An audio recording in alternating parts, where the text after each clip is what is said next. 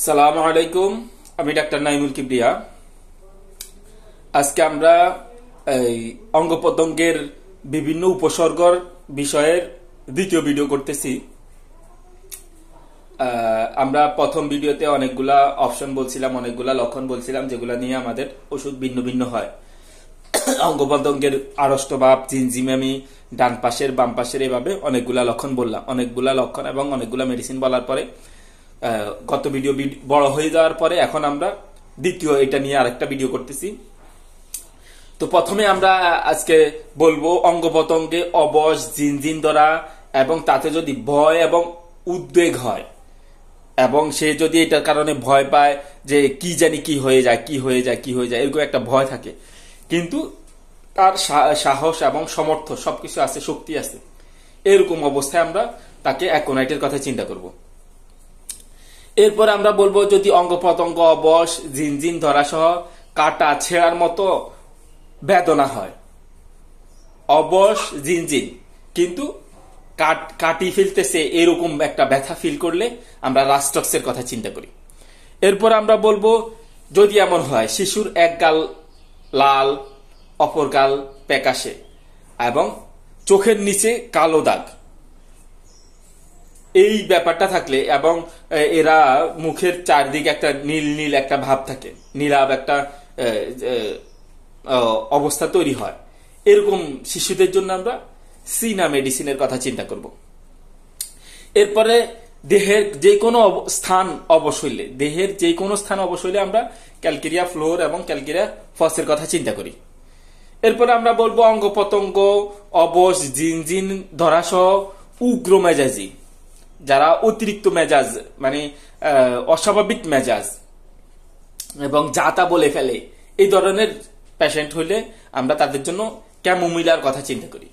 এরপরে হাত পা ভারী, অবশ, চলতে গেলে হোঁচট খেয়ে পড়ে যায় এবং এটার হাত পায়ের মধ্যে একটা যন্ত্রণা, হাত পায়ের হাড়ের মধ্যে যন্ত্রণা, যদি এই হাত পায়ের হাড়ের মধ্যে যন্ত্রণা থাকে, হাত পা ভারী, অবশ বোধ হয়, হাঁটতে গেলে হোঁচট খায় পড়ে যায়, এই ব্যাপার থাকলে আমরা অ্যাগারিকাস মস্কাসের কথা চিন্তা করি।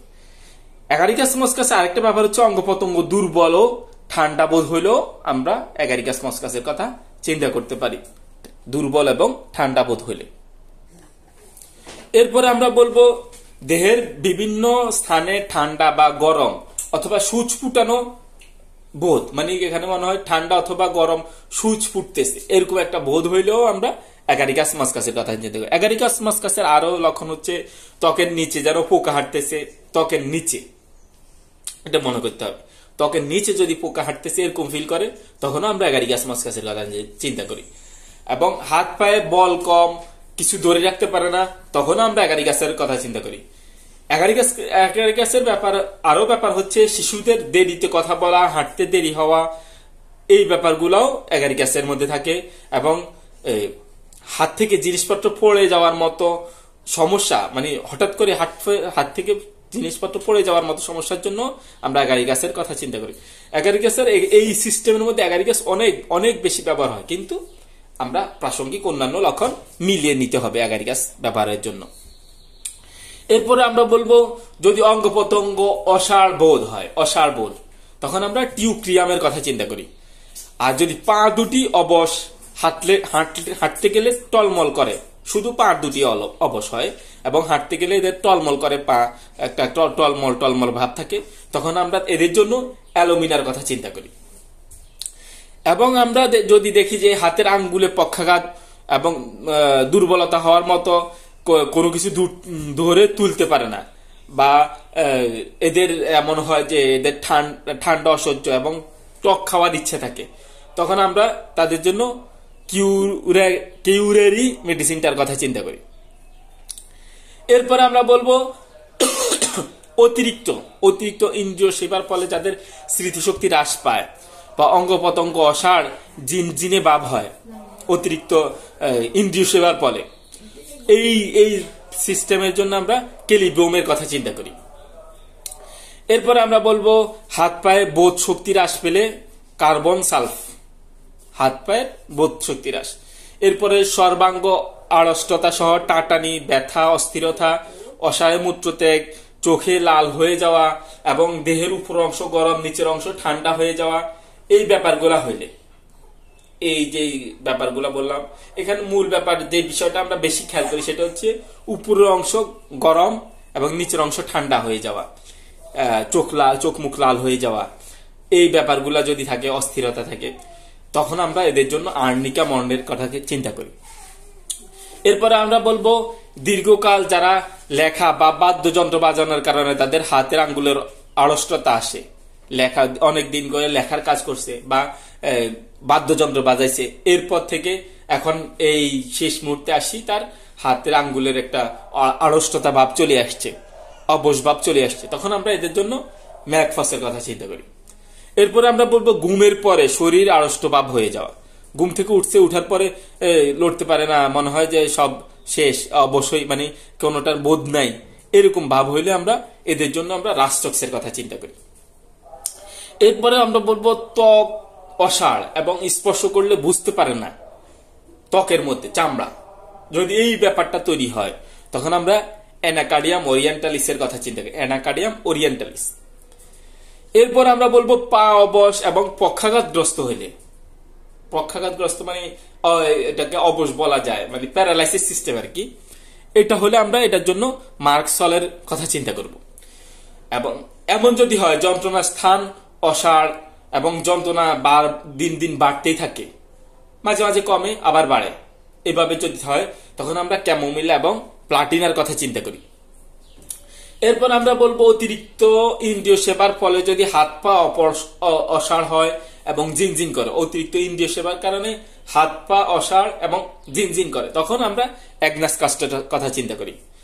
আর হাত পায়ের আঙ্গুলের অগ্রভাগ ঠান্ডা এবং অসাড় ভাব হইলে, আঙ্গুলের অগ্রভাগ বাঘ ঠান্ডা এবং অসাড় ভাব যদি দুটাই একসাথে হয় তখন আমরা স্টাফিজেগ্রিয়া এবং সিকেলিকরের কথা চিন্তা করব। এরপরে আমরা বলবো পেটে বায়ু জমা সহ যদি যে পাশে সয় সেই পাশ অবশবোধ হয়, অর্থাৎ গ্যাস ফেট ফুলে গেছে, এবং যে পাশে সয় ওই পাশ মনে হয় যে অবশ হয়ে গেছে, এই পাশের কোনো বোধ থাকে না, তখন আমরা এদের জন্য কার্বোভেজের কথা চিন্তা করি। এরপরে আমরা বলবো হাতের কবজি, এই হাতের কবজিটা যদি অসাড় হয়, অবশ হয়, তখন এদের জন্য আমরা রুটা মেডিসিনটার কথা চিন্তা করি।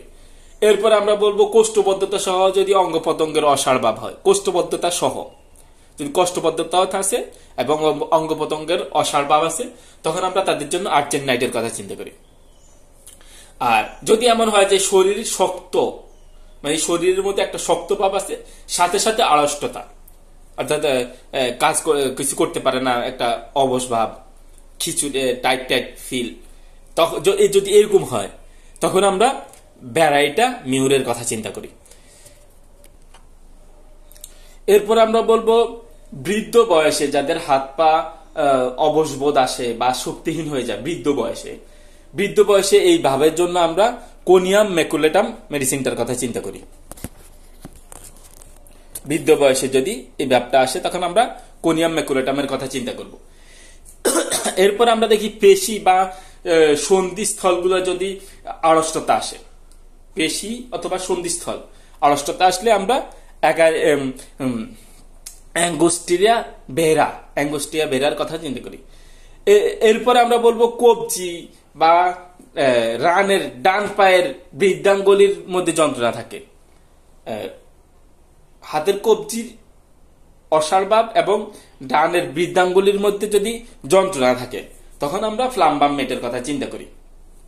এরপরে যদি গিরাগুলার মধ্যে আড়ষ্ট মানে খিচে যায় এবং এটার মধ্যে বোধ না থাকে, খিচে থাকে এবং বোধ না থাকে, এই গিরার মধ্যে যদি এই ব্যাপারটা হয় তখন আমরা কোষ্টিকামের কথা চিন্তা করব।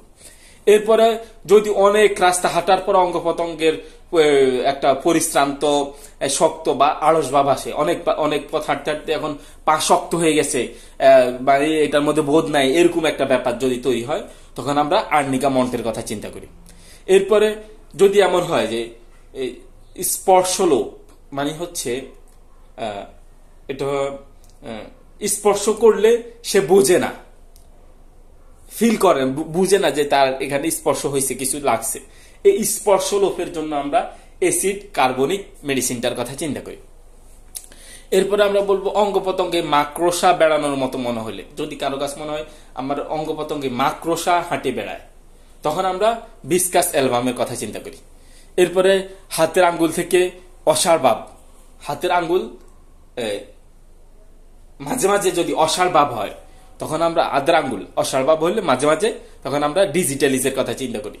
এরপর সারা দেহে যদি অসাড় ভাব এবং ভারী বোধ করে, তখন আমরা জেলসিমিয়ামের কথা চিন্তা করব।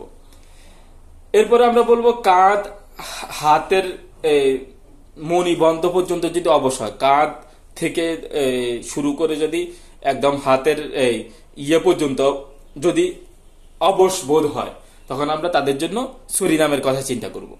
এরপরে দেহের নানা স্থানে কেমন একটা